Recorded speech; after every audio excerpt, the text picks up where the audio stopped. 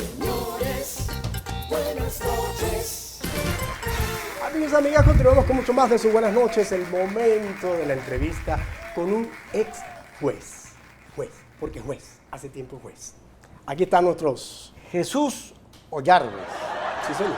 abogado de la República, mi abogado personal y próximamente protagonista de un espacio de derechos humanos en este canal, porque él no es torcido, él es al derecho. ¿Usted no me ven? ¿Usted no me ven? Somos los chicos black and white. Chicos, pero avisa cuando te vas a poner la misma guayabera que yo, porque pueden pensar que dormiste junto conmigo y que metiste la mano en el closet y que sacaste la misma guayabera. En serio, porque está con un abogado respetable. Pero ya va, de la yo República. sea gran Claro, ya, por favor. Bueno, empecemos otra vez. Bueno, Juez. Ollarves. Señor Ollarves, Doctor. doctor Ollarves, primero, ayer en la noche La Patilla publicó un video del hermano de Obreman, donde dice que este jefe de los colectivos, que el gobierno dice que es un homicidio, no sé qué cosa, fue ajusticiado. Eso es prácticamente lo que dice. No lo digo yo, lo dice él. Todo lo que ocurre en torno al episodio de los colectivos y al caso Serra denota que hay una información, que hay algo que no está claro en todo esto. Sobre todo, oye, que no estamos en el oeste. En el oeste una gente se cae a tiro, pero en el Estado de Derecho, así sea el peor de los criminales, tiene derecho a un juicio, ¿no es así? Claro. Claro. Y estamos viendo, oye, cómo los jefes de estos colectivos han aparecido muertos en casos de detención o en su búsqueda y aparecen muertos. Entonces, ¿qué ocurre en la justicia cuando estos colectivos, las familiares y todo, denuncian que en la toma de la sede de este colectivo que funciona en Cotiza, pues se actuó con exagerada violencia? ¿Qué le pasa al Estado? ¿Qué tenemos que pensar los ciudadanos? ¿Qué se puede hacer para que eso se aclare? Bueno, primero que nada, esto es una evidencia más de la violación de los derechos humanos en Venezuela, una violación sistemática y que ya está pasando a ser generalizada. Lo que ocurrió el día de ayer con el jefe de este colectivo 5 de marzo es verdaderamente reprochable. Allí no estamos en presencia de un enfrentamiento entre una banda y los cuerpos de seguridad del Estado. Ahí estamos en presencia, sin lugar a dudas, de una ejecución extrajudicial propiciada por el Cuerpo de Investigaciones Científicas Penales y Criminalísticas o del Estado, para ser más exacto. No es racional, no es legítimo y llama poderosamente la atención que el ajusticiado se le haya propinado 32 o más balazos. Es completamente inaceptable que en una sociedad que se aprecia de democrática, que por supuesto no lo es y tenemos suficientes evidencias de ello, a una persona que por el solo hecho de disentir, y digo que eso fue lo que hizo Obreman hora y 10 minutos antes de que el Estado le diera muerte, haya sido ultimado con 32 balazos. Ahora bien, vamos a seguir desarrollando este tema, pero quisiera, a propósito de su comentario con relación a la violación de derechos humanos, que le pusiera el acento a esta resolución del grupo de detenciones arbitrarias de la ONU que ayer dictaminó en Ginebra que el Estado venezolano debería liberar a Leopoldo López vista la flagrante violación de sus derechos humanos, del debido proceso, un juicio donde no se le aceptan los testigos, donde la fiscalía, que es la que hace la acusación, es también la víctima, una serie de detalles desde el punto de vista legal, jurídico, que usted maneja muy bien. Y quisiera su comentario, ¿qué va a hacer el Estado venezolano frente a esta decisión? Hacerse a la vista gorda, siendo que el Estado fue partícipe de esta discusión, de esta revisión del caso de Leopoldo López en su sede de Ginebra, darle una patada a la lámpara como siempre lo ha hecho, a la mesa. ¿Qué puede pasar en este caso? Roland, en un Estado de Derecho, en una democracia, lo correcto es aceptar el contenido de una resolución de un organismo de esa naturaleza. Sin embargo, debemos entender que desde hace un año Venezuela denunció un tratado de derechos humanos cuyo contenido no es denunciable.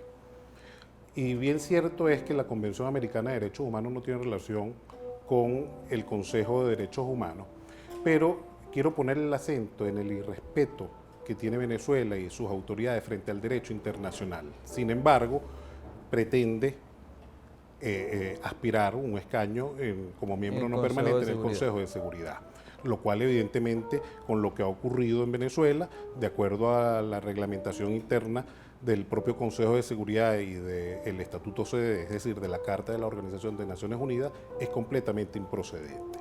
Venezuela debería de dar una demostración, las autoridades venezolanas deberían dar una demostración de lo que debería ocurrir en una democracia y lo que debería sujetarse a lo que prevé la propia Constitución en su artículo 23. Pero nosotros estamos en presencia de una falta de autonomía, independencia e imparcialidad del Poder Judicial, que en palabras de la propia expresidenta de dicho tribunal, dijo que en Venezuela la separación de poderes lo que hace es debilitar el Estado.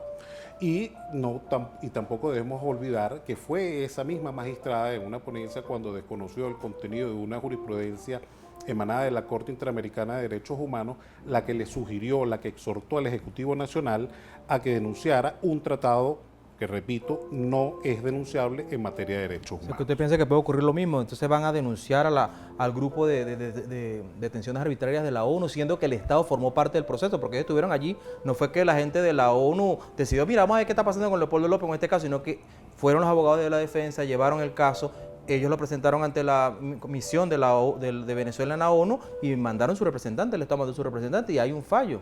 Todos los venezolanos y la comunidad internacional de Estados en su conjunto esperamos que el Tribunal Supremo de Justicia, el Ministerio Público y el Ejecutivo Nacional den una demostración simplemente de buena fe que en Venezuela se está restituyendo el Estado de Derecho, la independencia, la autonomía y la imparcialidad de los jueces. Esto es un buen ejemplo que podría tomar en consideración la juez que está conociendo el caso para que en vez de esperar a una llamada telefónica pueda aplicar lo que en buen derecho debería ocurrir, que es darle la inmediata libertad a Leopoldo López.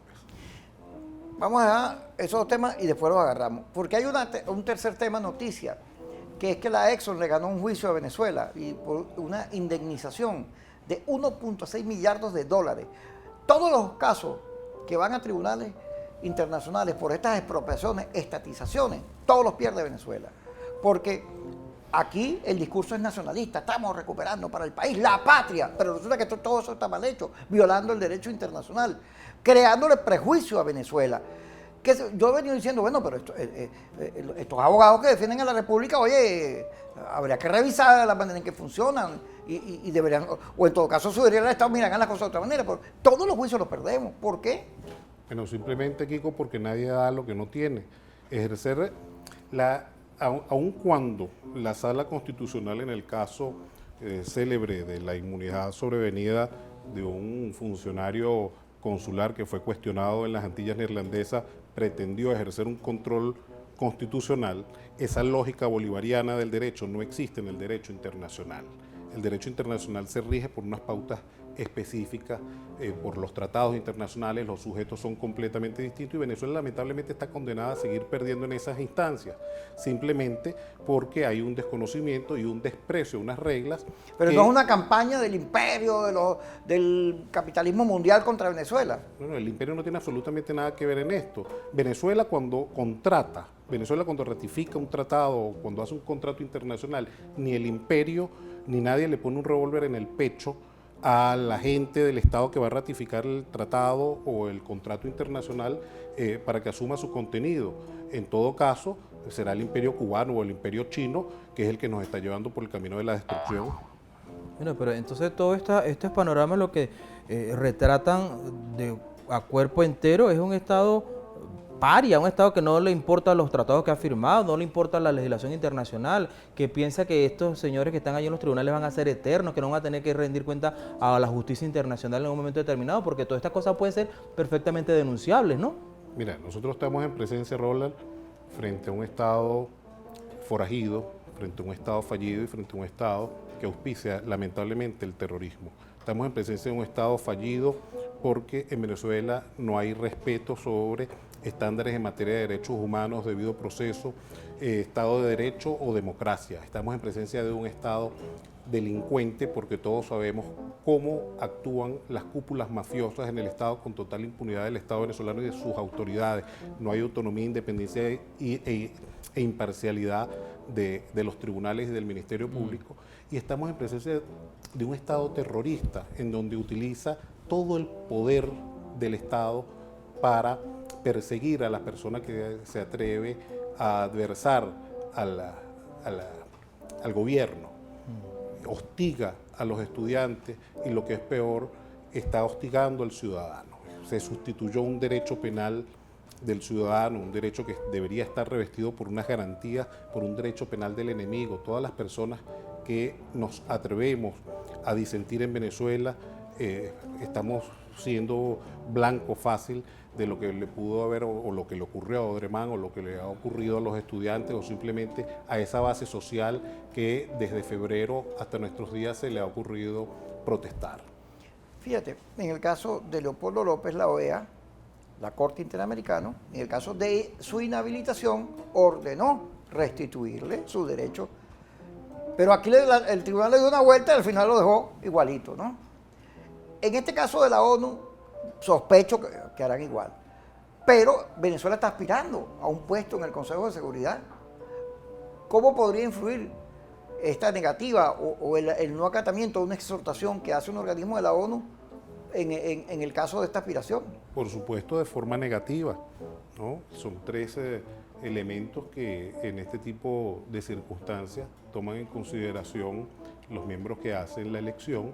Una de ellas es la distribución geográfica de los países que no han sido miembros no permanentes del Consejo de Seguridad, y una de las más importantes es el comportamiento que refleje el cumplimiento de los propósitos y los principios de la Carta de la Organización de las Naciones Unidas, y específicamente uno de esos principios es el respeto a los derechos y libertades fundamentales de todos, y es obvio, es universalmente aceptado en los órganos de supervisión y control en materia de derechos humanos que en Venezuela no se respeta el derecho y las libertades fundamentales de los venezolanos. Doctor Jarvis, y los estudios del Estado clásico para la separación de poderes son fundamentales para que haya control. La separación de poderes es fundamental para que haya control de un poder sobre el otro, pero aquí la señora, aquella presidenta del TCJ, decía que no, que todo lo contrario, debilitaba al Estado.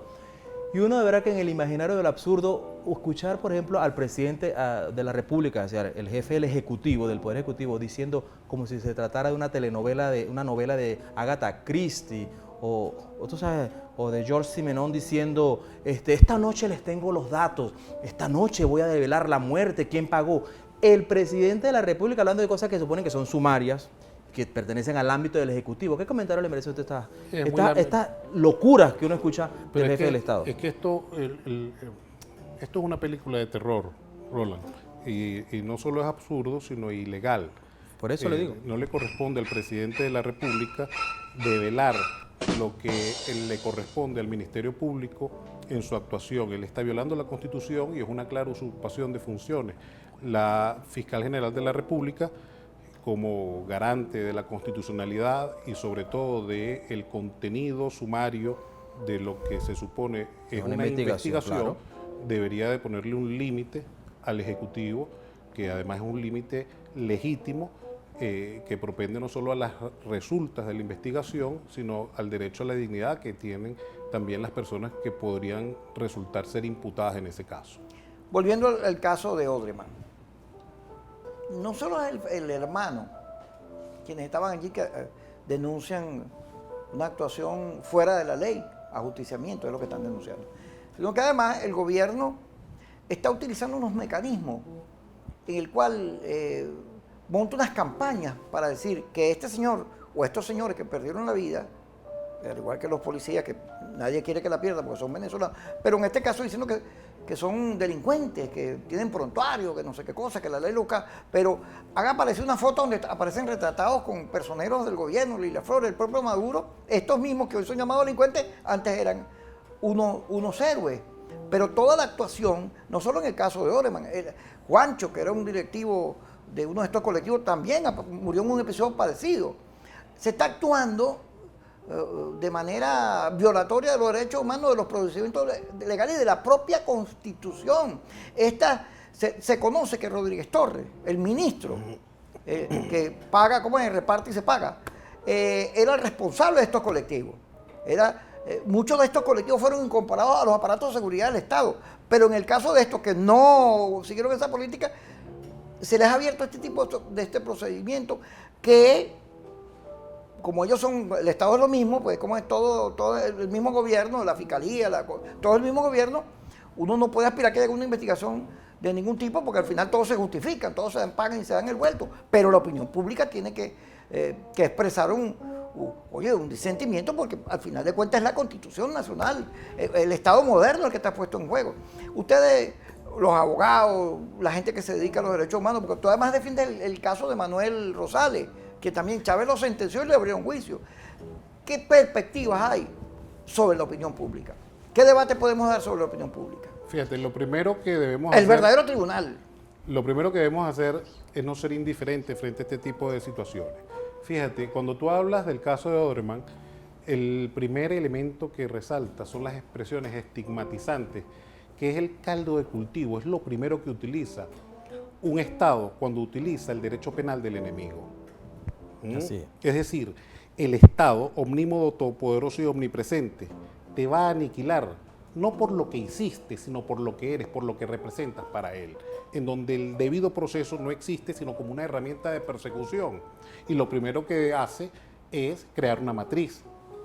El caso de Loren Sales, que lo acusan ya de todo, ¿no? Fíjate, independientemente, porque yo no tengo en mis manos la investigación, y eso es lo que la comunidad, la sociedad espera, una investigación clara, precisa y circunstanciada, que es lo lógico, ¿no?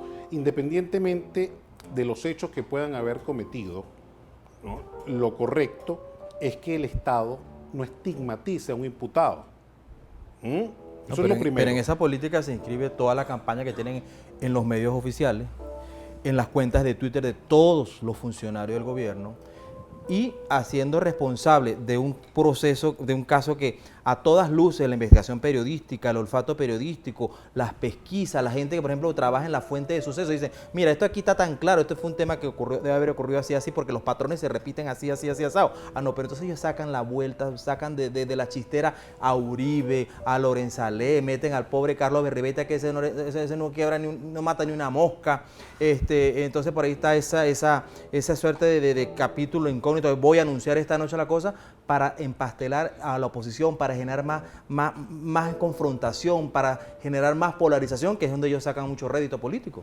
Sí, pero lo importante de todo esto, Roland, es que ya la comunidad, la sociedad venezolana, los venezolanos frente a estos hechos, no se caen a ya cobrar. no son miopes, ya no son indiferentes, ya se sabe cuál es el tipo de derecho y qué es lo que se está aplicando en Venezuela, ¿no? Hablar de democracia en Venezuela es una ilusión. Nosotros estamos en presencia de un Estado fallido, un Estado forajido, un Estado delincuente, de un Estado terrorista. Estamos en presencia de todo menos de una democracia, en donde se está aplicando el derecho penal, en donde se le está estigmatizando a las personas simplemente por adversar o por no estar o dejar de estar al lado del gobierno. Señor Ollar, ¿usted no siente que estamos como en un ascensor por la musiquita que estaba sonando, que es musiquita de ascensor, así como tipo Raycon? ¿Te acuerdas del hilo musical? Sí, un hilo musical. Bueno, usted sabe que yo le voy a pedir disculpas al señor Caraño también. Sí, claro.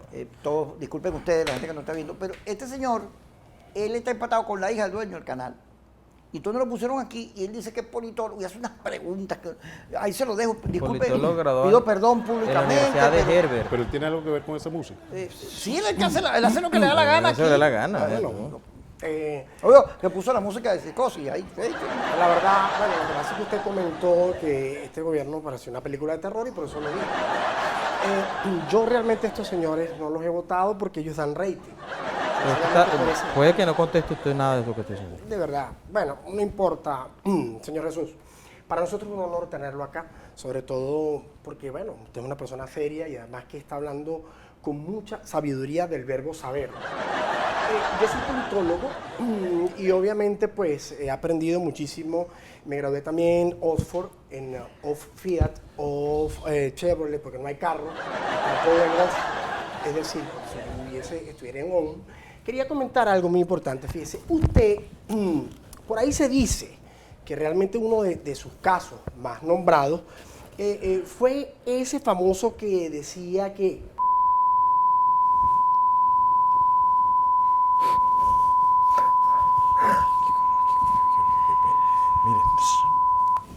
Yo sinceramente, a mí no me gusta el chisme, pero tenía que decirlo, ¿no? Ahora bien, yo quiero que usted le diga aquí a las cámaras, porque esto es algo que está pasando en este momento y es grave. Y es grave y queremos saberlo. Usted que es juez, por favor, dígale aquí a las cámaras de televisión, Rosita era culpable. Todas las personas deben presumirse inocentes. Sí. Hasta que se demuestre lo contrario. Claro. O sea que nosotros todo lo que decimos usted todavía tiene derecho a quejarse, ¿yo? Sí. Y a defenderse. pues. Claro, yo siempre me defiendo, porque ustedes me la tienen aplicada todo el tiempo ahí. No, y que le pagaran a uno una bule real aquí, pues uno está... Gracias, Jesús, por estar con nosotros. Muchas gracias, doctor Esperamos Villalba. tu programa aquí en vertvnoticias.com, que viene con un Para que- programa para que la gente sepa a qué atenerse la Constitución, cómo defenderse cuando viola sus derechos humanos y sobre todo defender a los que ya están presos, perseguidos, Así etcétera, es. etcétera. Señor, Para la libertad. Muchas gracias, hay que doctor defender. Villalba. Con su claridad jurídica. Vamos a un corte, ya venimos.